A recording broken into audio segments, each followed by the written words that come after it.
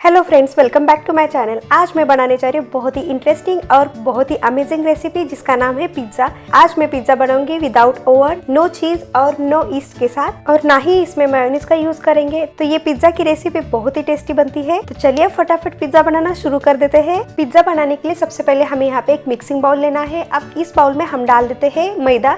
तो यहाँ पे मैंने हाफ कप मैदा लिया है और उसके ऊपर 2 चम्मच इतना मैदा लिया है।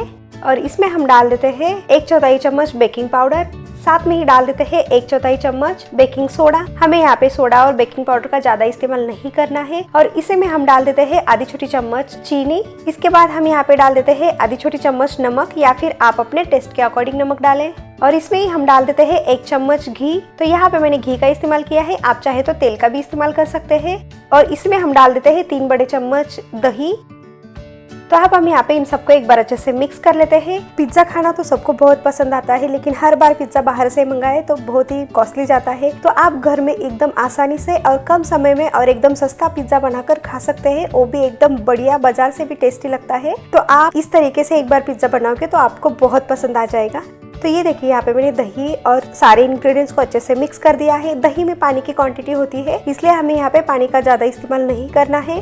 तो यहाँ पे मैंने इसे अच्छे से मिक्स कर लिया है। इसके ऊपर हम 1 या 2 चम्मच इतना पानी डाल देते हैं, या फिर जरूरत के हिसाब से पानी डाल के सॉफ्ट डो बनाकर तैयार कर लेना है। जैसे हम नॉर्मली चपाती के लिए डो लगाते हैं, उसी तरीके से हमें यहाँ पे डो को तैयार कर लेना है। तो ये देखिए, यहाँ पे मैंने 2 चम्मच इतना पानी डाल दिया है। अब हम यहाँ पे इसे अच्छे से नीड कर लेते हैं।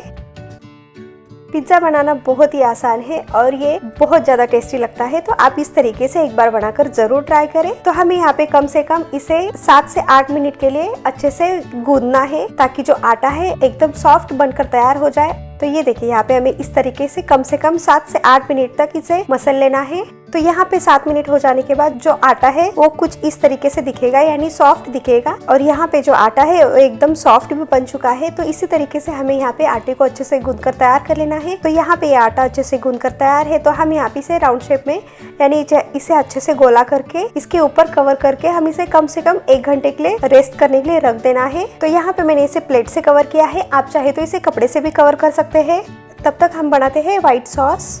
तो इसके लिए यहाँ पे मैंने एक पैन लिया है। पैन को अच्छे से गरम कर लेते हैं मीडियम फ्लेम पे। जैसे ही पैन गरम हो जाता है तो इसमें हम डाल देते हैं 1 चम्मच बटर, और साथ में ही डाल देते हैं 1 चम्मच मैदा। तो यहाँ पे हमें याद रखना है कि जितना हमें यहाँ पे बटर लेना है उतना ही मैदा लेना है। अब हम यहाँ पे इसे अच्छे से मिक्स कर लेते हैं। तो हमें यहाँ पे फ्लेम को लो कर देना है और इसे अच्छे से 2 से 3 मिनट के लिए भून लेना है, यानी तब तक भूने जब तक इसका कलर चेंज हो जाए और ये दिखने में थोड़ा सा ब्राउनिश दिखे और इसमें से एक बढ़िया सा खुशबू आता है। तब तक हमें यहाँ पे इसे रोस्ट कर लेना है। जो मैदा है उसका कच्चापन निकल जाना चाहिए, तब तक हमें इसे यहाँ पे रोस्ट कर लेना है। व्हाइट सॉस बनाना बहुत ही आसान है, बस इसमें मैदा की क्वांटिटी और बटर की क्वांटिटी सेम रहनी चाहिए। और उसके ऊपर हमें यहाँ पे दूध का यूज कर लेना है, जो इनको बाइंडिंग करेगा। तो बस यहाँ पे ये 3 ही चीज लगते हैं व्हाइट सॉस बनाने के लिए। तो ये देखिए, यहाँ पे आप देख सकते हैं ना कि 3 मिनट हो जाने के बाद जो मैदा है इसका कलर चेंज हो चुका है और ये दिखने में ब्राउनिश दिखने लगा है।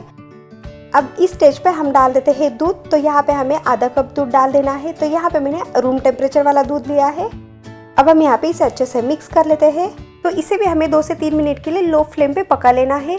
तो यहाँ पे आप देखोगे कि जैसे ही यहाँ पे ये दूध पकता है तो ये दूध क्रीम के फॉर्म में आ जाता है, यानी ये गाढ़ा बनना स्टार्ट हो जाता है। तो हमें यहाँ पे इसे कंटिन्यूसली चलाते हुए मिक्स कर लेना है। याद रहे कि इसमें गुठलियाँ नहीं होने चाहिए। तो ये देखिए, यहाँ पे आप देख सकते हैं ना दिखने में कितना रिच और कितना क्रीमी यहाँ पे ये व्हाइट सॉस दिखने लगा है। तो यहाँ पे आपने देखा ना कि व्हाइट सॉस बनाना कितना आसान है, बस से 4 से 5 मिनट में बनके तैयार हो जाता है। तो यहाँ पे हमारे rich and shiny white sauce बनके तैयार है। अगर यहाँ पे ये गाढ़ा लग रहा है तो इसमें आप थोड़ा सा पानी डाल सकते हैं। तो ये देखिए, यहाँ पे मैंने 2 चम्मच का पानी डाल दिया है। पानी डालने के बाद हम इसे अच्छे से मिक्स कर लेते हैं। यहाँ पे पानी डालना ऑप्शनल है, आप चाहे तो पानी की जगह दूध का ही इस्तेमाल कर सकते हैं, लेकिन यहाँ पे हमें जो व्हाइट सॉस है थोड़ा सा पतला चाहिए, ज्यादा गाढ़ा सॉस नहीं चाहिए। तो इस तरीके से हमें यहाँ पे इसे अच्छे से मिक्स कर लेना है। और यहाँ पे हमारे व्हाइट सॉस अच्छे से बनके तैयार है। अब इसमें हम डाल देते हैं स्वाद अनुसार नमक। तो यहाँ पे मैंने 1/4 चम्मच इतना नमक डाल दिया है और इसे भी एक बार अच्छे से मिक्स कर लेते हैं। और यहाँ पे हमारे ये सॉस अच्छे से बनके तैयार है। तो यहाँ पे आप देख सकते हैं तो इसकी कंसिस्टेंसी कितनी परफेक्ट है। तो इसी कंसिस्टेंसी का हमें व्हाइट सॉस चाहिए। तो यहाँ पे हमें गैस को बंद कर देना है और इसे एक बाउल में ट्रांसफर कर लेना है। तो आप चलते हैं अगले प्रोसेस में, यानी पिज्जा बनाने के प्रोसेस में। तो आज पिज्जा हम कढ़ाई में बनाने वाले हैं, तो इसके लिए यहाँ पे मैंने कढ़ाई रख दिया है। कढ़ाई में हम डाल देते हैं नमक। तो यहाँ पे हमें कम से कम 1 या 1.5 कप इतना नमक डाल देना है। तो यहाँ पे मैंने पिंक सॉल्ट का यूज किया है, आप चाहे तो नॉर्मल व्हाइट सॉल्ट का भी यूज कर सकते हैं। तो यहाँ पे मैंने 1 कप नमक डाल दिया है। अब इसके ऊपर मैं फिर से आधा कप नमक डाल देती हूँ। तो हम इस नमक को अच्छे से स्प्रेड कर लेते हैं बेस में। तो यहाँ पे मैंने इसे कवर कर दिया है और इसे लो फ्लेम पे 10 मिनट के लिए प्रीहीट कर लेना है। तब तक चलते हैं अगले प्रोसेस में, यानी पिज्जा का बेस बनाने के प्रोसेस में। तो ये देखिए यहाँ पे आटे को अच्छे से 1 घंटा हो चुका है, तो इसका कवर निकाल लेते हैं। तो ये देखिए यहाँ पे जो आटा है एकदम सॉफ्ट बन के तैयार है। तो हम यहाँ पे फिर से इसे एक बार मसल लेते हैं ताकि जो आटा है और भी चिकना बन जाए। तो इस तरीके से हमें यहाँ पे फिर से 1 मिनट के लिए इसे गूंद लेना है। तो अब हम यहाँ पे इसे अच्छे से रोल कर देते हैं। तो हमें यहाँ पे इसे अच्छे से बेल लेना है, जैसे हम नॉर्मली चपाती बेलते हैं ना, उसी तरीके से हमें यहाँ पे बेल लेना है। तो हमें यहाँ पे इसे थोड़ा सा पतला बेल लेना है, क्योंकि जो पिज्जा है वो बेक होने के बाद फूलता है, यानी एकदम फ्लफी बन जाता है।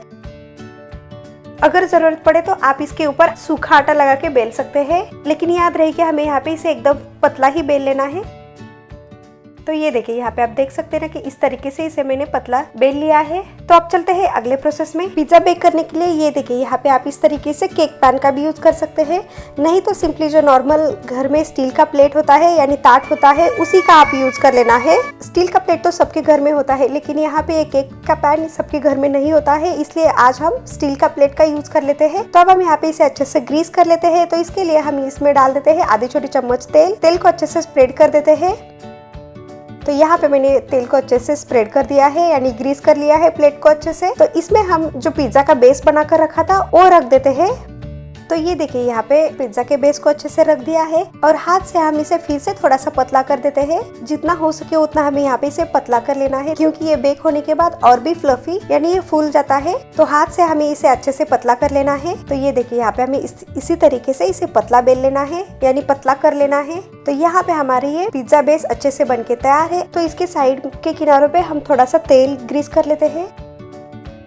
अब इसके ऊपर हम पिज्जा सॉस डाल देते हैं। तो यहाँ पे मैंने रेडीमेड पिज्जा सॉस का यूज किया है। अगर आपके पास रेडीमेड पिज्जा सॉस नहीं है तो आप यहाँ पे टोमेटो केचप का भी यूज कर सकते हैं। तो हमें यहाँ पे कम से कम 2 से 3 चम्मच इतना पिज्जा सॉस का यूज कर लेना है और इसे अच्छे से एंड तक इसे स्प्रेड कर देना है।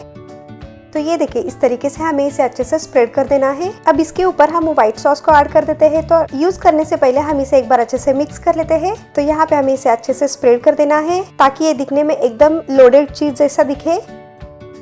तो ये देखिए यहाँ पे मैंने इसे अच्छे से स्प्रेड कर दिया है और यहाँ पे आप देख सकते हैं दिखने में एकदम चीज जैसा दिखने लगा है और इसका टेस्ट भी एकदम बढ़िया आता है, एकदम चीज जैसा। अब इसके ऊपर हम टॉपिंग्स को ऐड कर देते हैं। तो यहाँ पे मैंने टॉपिंग्स में गाजर, प्याज, टोमेटो और शिमला मिर्च का यूज किया है, साथ में ही कॉर्न लिया है। आप चाहे तो अपने पसंद के हिसाब से टॉपिंग्स को ऐड कर सकते हैं।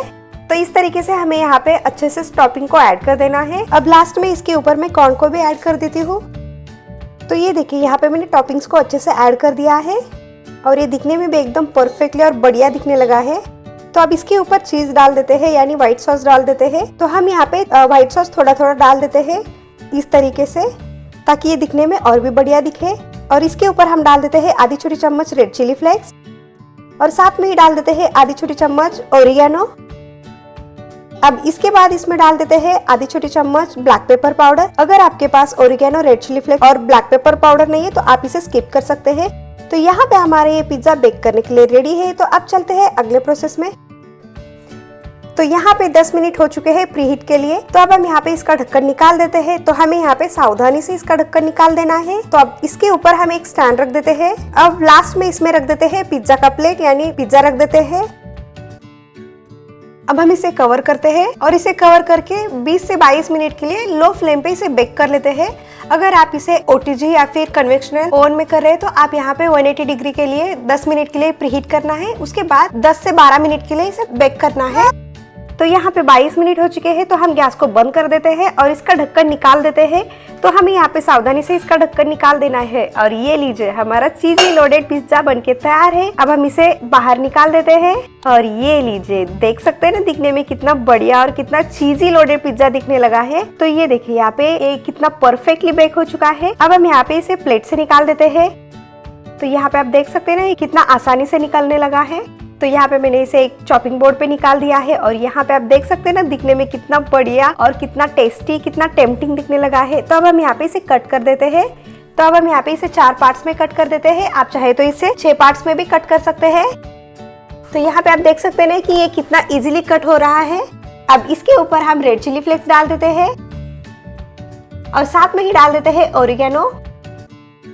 तो यहाँ पे हमारे ये चीजी लोडेड पिज्जा बनके तैयार है। आप इसे गर्मा गर्म खाएं, बहुत ही टेस्टी लगता है। आपने देखा ना कि इसे बनाना कितना आसान है।